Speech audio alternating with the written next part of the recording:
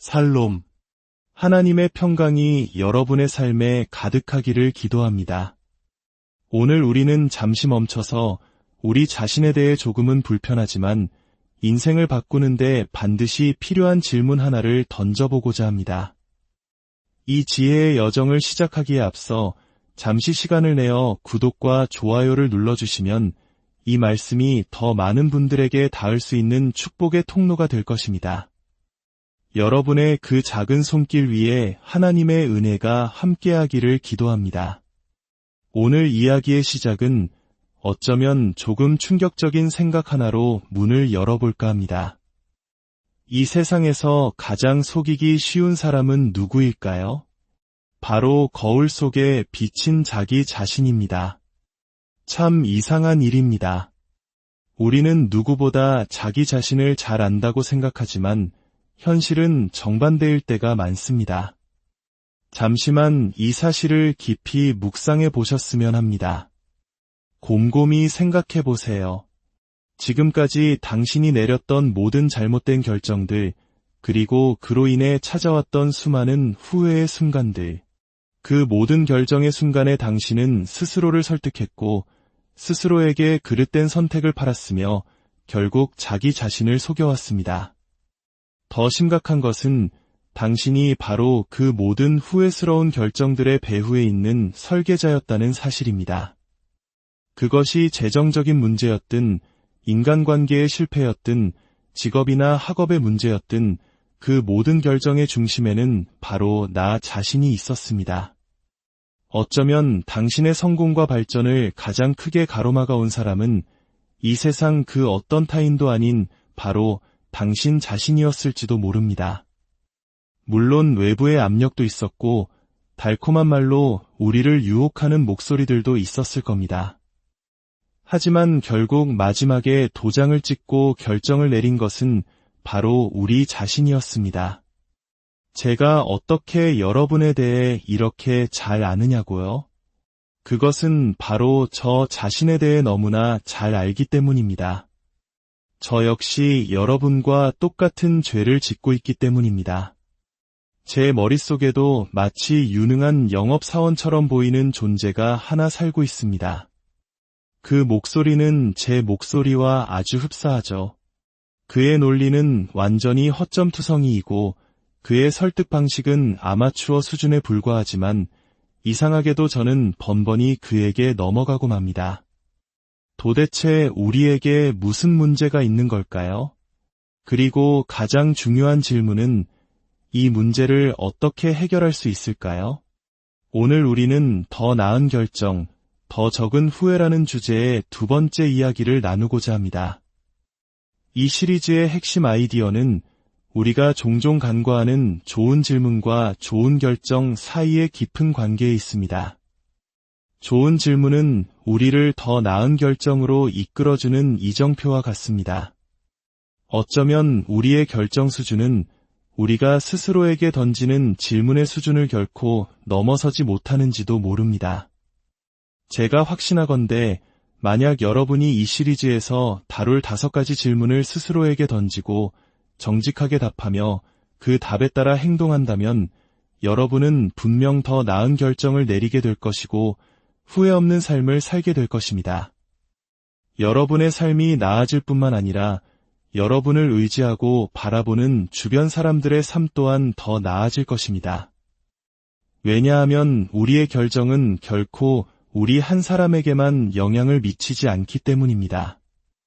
우리의 후회 역시 마찬가지입니다.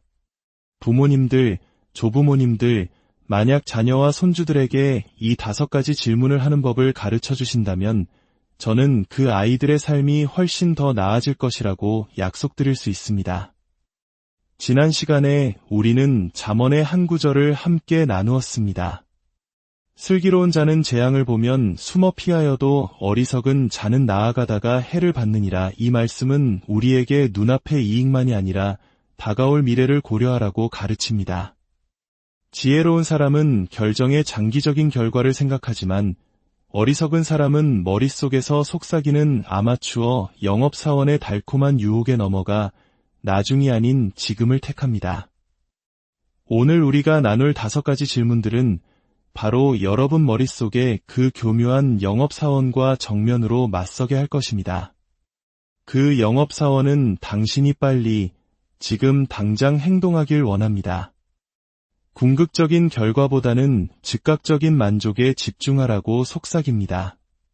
하지만 이 질문들은 당신의 속도를 늦추고 다가오는 위험을 꿰뚫어 볼 수 있는 깊은 통찰력을 제공할 것입니다.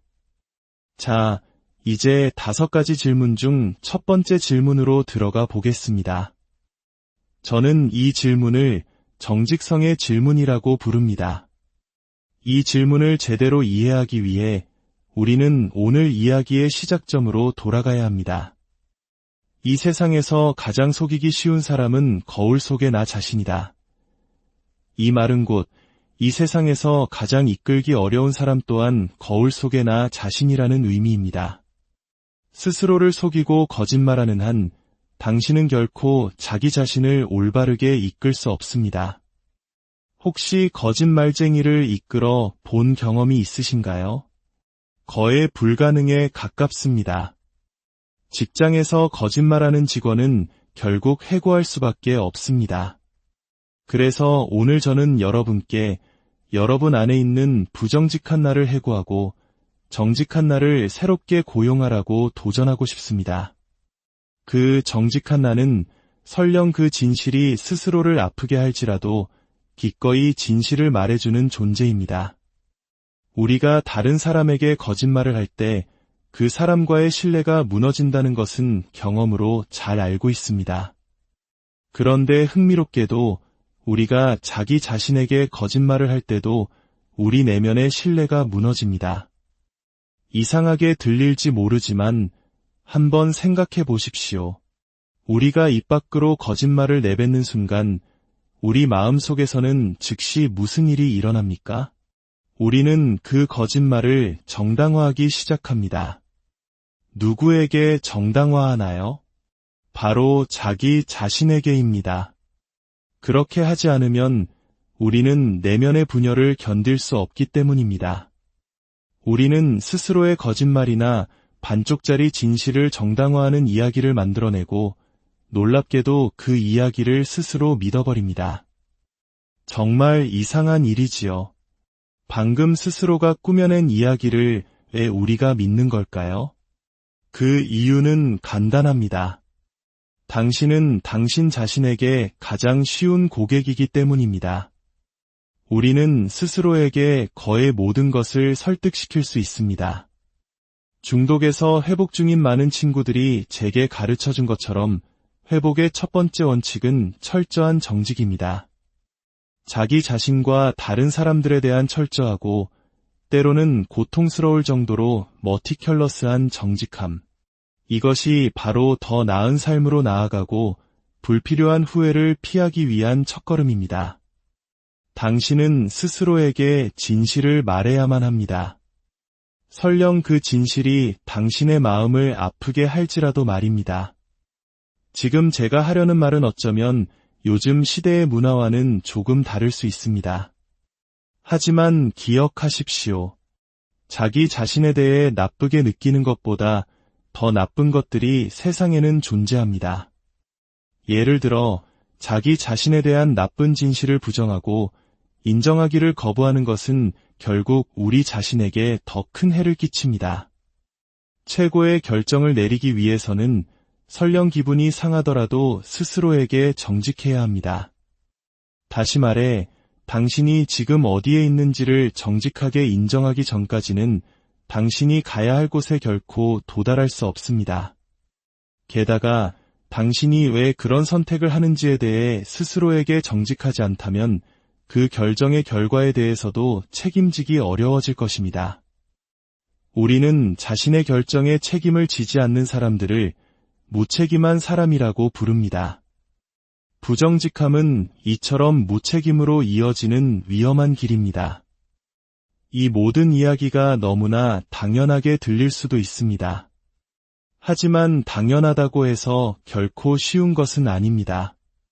어쩌면 당신의 첫걸음은 당신이 항상 스스로에게 정직하지는 않다는 사실을 정직하게 인정하는 것일지도 모릅니다. 더 나은 미래를 향한 길을 열기 위해 당신은 진실을 말하는 습관을 길러야 합니다. 특히 당신이 왜 그런 선택을 하는지에 대한 불편한 진실을 말입니다. 자, 드디어 첫 번째 질문입니다.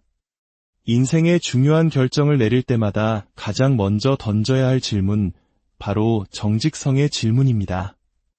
그 질문은 아주 간단합니다. 나는 지금 나 자신에게 정직한가? 다른 누구에게도 빚진 것이 없을지라도 당신은 스스로의 결정과 선택에 대해 왜 그런 행동을 하는지에 대해 정직해야 할 의무가 있습니다. 다른 사람들에게 당신의 결정을 정당화하는 것은 괜찮을지 모릅니다. 하지만 자기 자신에게 당신의 결정을 정당화하는 것에는 아무런 이득이 없습니다. 정당화는 결국 자기 기만의 다른 이름일 뿐입니다. 왜 우리가 우리 자신에게 거짓말을 해야 합니까? 그냥 스스로에게 진실을 말하십시오. 이 질문은 소리내어 말할 때 더 큰 힘을 발휘합니다. 특히 2번 반복해서 물어보는 것이 효과적입니다. 2번째 물을 때는 한 단어를 덧붙여 보십시오. 나는 지금 나 자신에게 정직한가? 정말로, 우리가 정말로라는 단어를 덧붙여야 하는 이유는 우리가 너무나 쉽게 자기 자신을 속이는 경향이 있기 때문입니다. 내가 왜 이 일을 하고 있는 거지? 정말로? 내가 왜 그 사람을 피하고 있는 거지? 정말로? 내가 왜 그 일을 계속 미루고 있는 거지? 정말로? 내가 왜 계속 변명만 하고 있는 거지? 정말로? 우리는 다른 사람에게는 아무것도 팔지 못할지 몰라도 자기 자신에게 나쁜 아이디어를 파는 데에는 정말 놀라운 재능을 가지고 있습니다. 우리의 가장 큰 후회들은 우리가 스스로에게 팔아넘겼던 것들, 기회들, 그리고 사람들과 관련이 있습니다. 지난번의 잘못된 연애 결정을 떠올려 보십시오.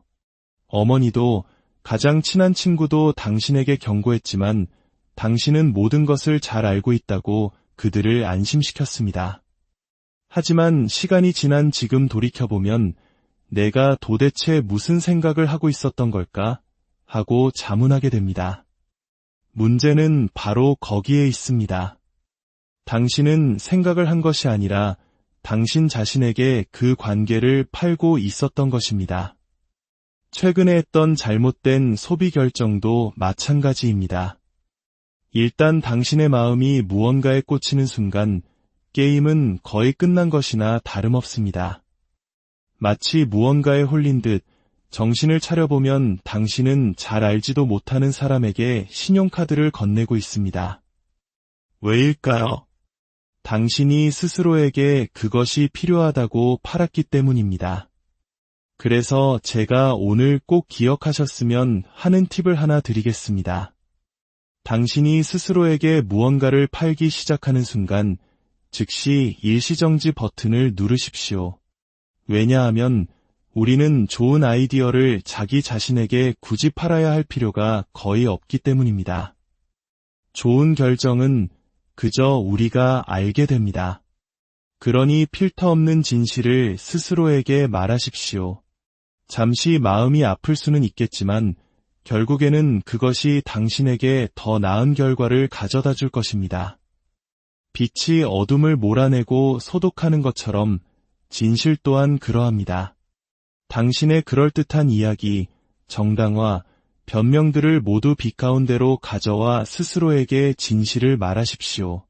만약 우리 인간이 본성적으로 우리에게 가장 좋은 것을 선택하도록 설계되었다면 이 모든 것은 아주 쉬웠을 겁니다. 하지만 현실은 그렇지 않습니다. 우리에게 가장 좋은 것을 선택하는 것은 우리의 본성을 거스르는 일에 가깝습니다. 17세기 영국의 철학자 프랜시스 베이컨은 인간의 이런 경향에 대해 다음과 같이 통찰했습니다. 인간의 지성은 한번 어떤 의견을 채택하고 나면 다른 모든 것을 끌어들여 그 의견을 지지하고 동의하게 만든다. 즉, 우리가 한번 마음을 정하면 우리는 그 결정을 뒷받침하는 정보들만 자석처럼 끌어당긴다는 것입니다. 그는 이어서 말합니다. 설령 반대편에 더 많은 수와 무게의 증거들이 발견된다 할지라도 인간은 그것들을 무시하거나 경멸하거나 혹은 어떤 구실을 붙여 제쳐두고 거부해버린다. 이것이 바로 오늘날 우리가 확증 편향이라고 부르는 것입니다.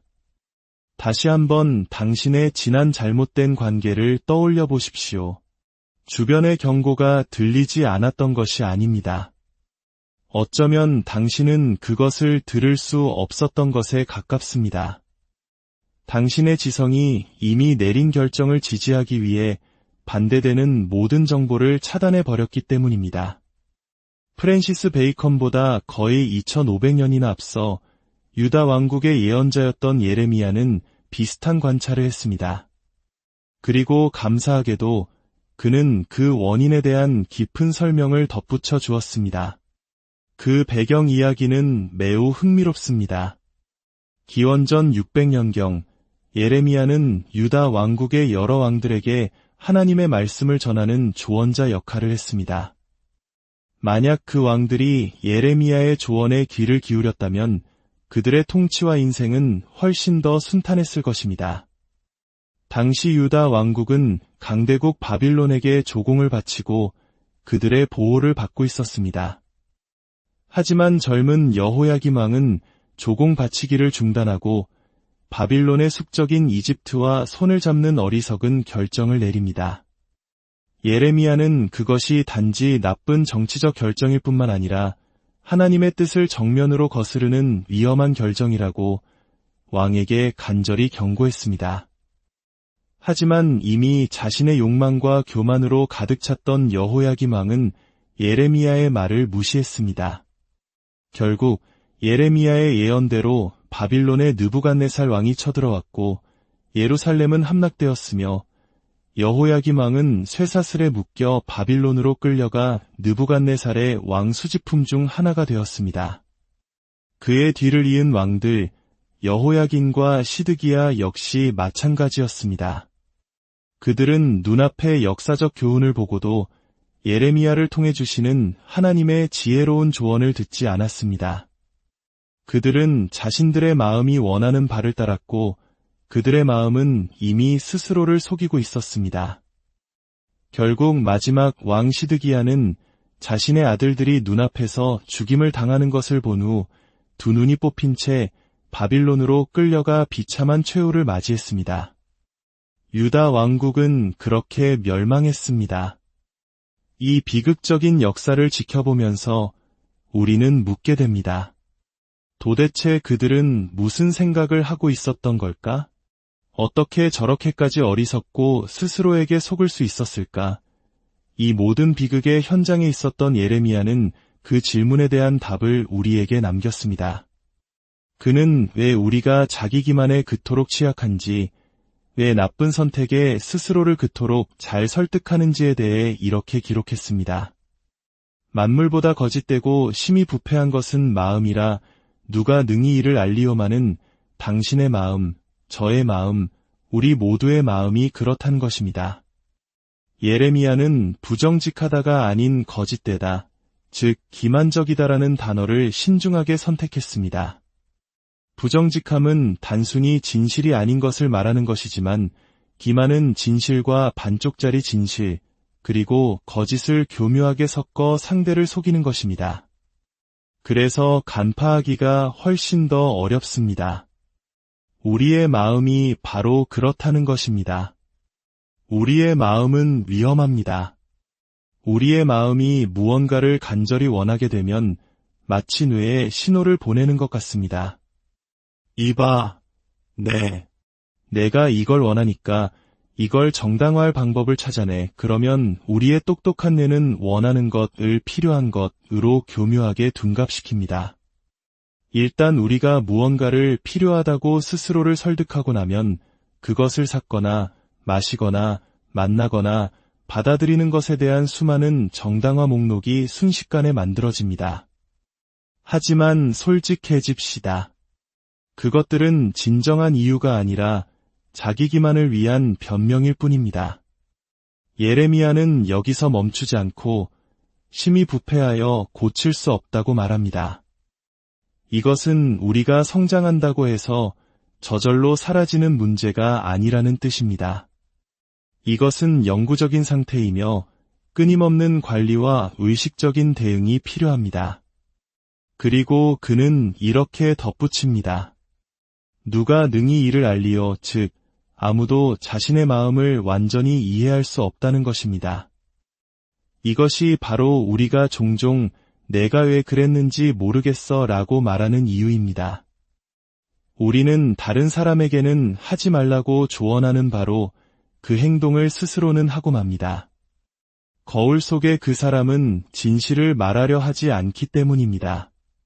당신이 그를 붙들고 눈을 똑바로 쳐다보며 강요하지 않는 한 말입니다. 너는 지금 스스로에게 정직한가? 정말로 당신이 이 불편한 진실을 빨리 받아들일수록 당신은 당신의 마음이 이끄는 방향과 다른 정보와 조언에 더 열린 마음을 갖게 될 것입니다. 당신 내면의 영업사원이 무언가를 팔기 시작할 때 당신은 더 의심하고 신중해질 것입니다. 그러니 이번 한 주 어떤 결정을 내리기 전에 거울 앞에 서서 당신 자신과 마음을 터놓고 대화해 보십시오. 당신의 이름을 부르며 소리내어 물어보십시오. 오아, 너는 지금 스스로에게 정직한가? 정말로. 그리고 스스로에게 진실을 말하십시오. 설령 그 진실에 따라 행동할 계획이 없더라도 괜찮습니다. 아는 것만으로도 시작입니다.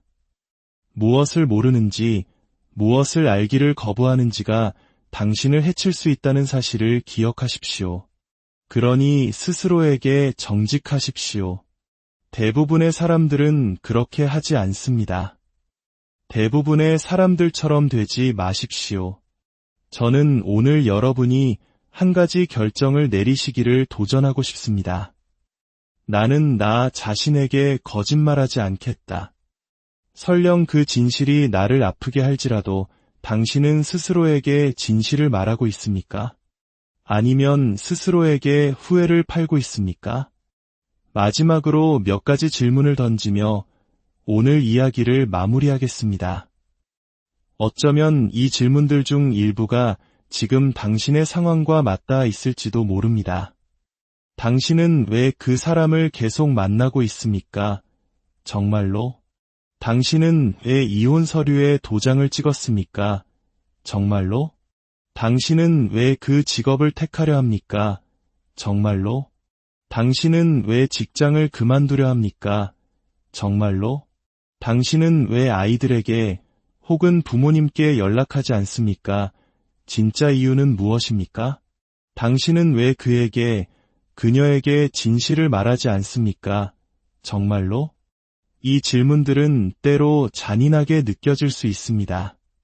하지만 동시에 모든 것을 명확하게 보여주고 궁극적으로 우리를 자유롭게 하며 우리에게 힘을 줍니다. 스스로에게 정직해지는 것은 결코 자연스러운 일이 아닙니다.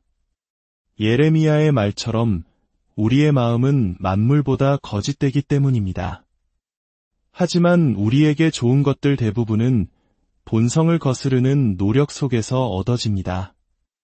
위험은 언제나 한 번의 잘못된 결정 바로 뒤에 도사리고 있습니다. 슬기로운 자는 재앙을 보면 피합니다. 부디 결단하십시오. 나는 나 자신에게 거짓말하지 않겠습니다. 설령 그 진실이 나를 아프게 할지라도 나는 나 자신에게 진실을 말하겠습니다. 정말로 오늘 이 말씀을 마음에 새긴 모든 분들 위해 진리 안에서 자유를 찾고 더 나은 선택으로 후회 없는 삶을 살아가시는 하나님의 놀라운 축복이 함께하기를 간절히 기도합니다. 여러분의